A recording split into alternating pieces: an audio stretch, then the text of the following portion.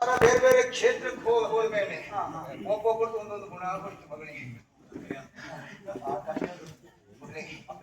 ಆ ಶಂಕರ ನಿನ್ನತ್ರ ಹೇಳಲಿಕ್ಕೆ ನನಗೆ ಯಾಕೋ ಒಂದು ರೀತಿ ಅಡುಕು.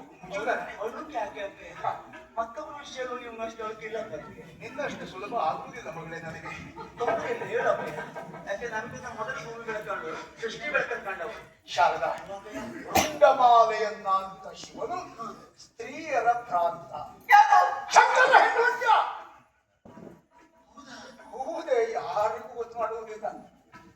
ಯಾರಿಗೂ ಗೊತ್ತಾದ್ರೆ ನಿಮಗೂ ಗೊತ್ತಾಯ್ತು ನೋಡಿ. ಯಾಕೆ ಹೇಳು? ನಾ ಹೇಳುದಿಲ್ಲ. ನಾನೇ ತಿಳ್ಕೊಂಡ್ರೆ ನಾ ಮತ್ತು ದೊಡ್ಡ ಹುಚ್ಚ ಅಂತ. ಈ ಕಳ್ಳರಿಗೆ ಮಾತ್ರ ಬುದ್ಧಿವಂತಿಕೆ ಇರುವುದಲ್ಲ, ಕಳ್ಳರದ್ದು ಹಿಡಿಯುವವರು ಅವರಿಗಿಂತ ಹೆಚ್ಚಿನ ಬುದ್ಧಿವಂತರಾಗಿರ್ತಾರೆ.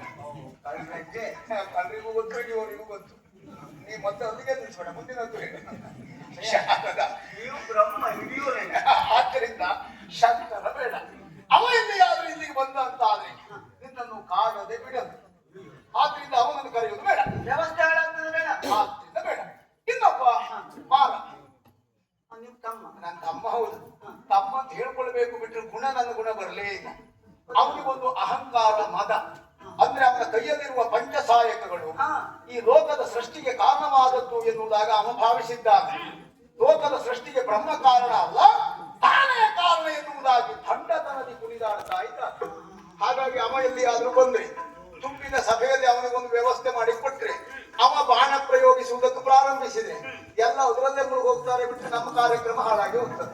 ಸಭೆಯ ವ್ಯವಸ್ಥೆ ಹಾಳಾಗ್ತದೆ.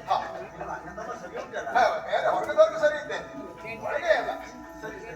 ಹಾಗಾಗಿ ಅವರನ್ನು ಹೊರತುಪಡಿಸಿ ಉಳಿದವರನ್ನು ಕರೆಸ್ತೇನೆ.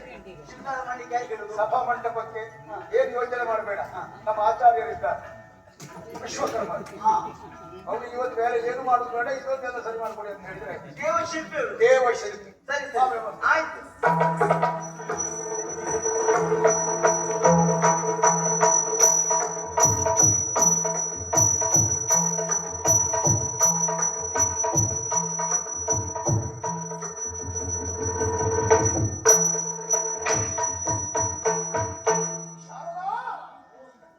ಕಂಡೆಯ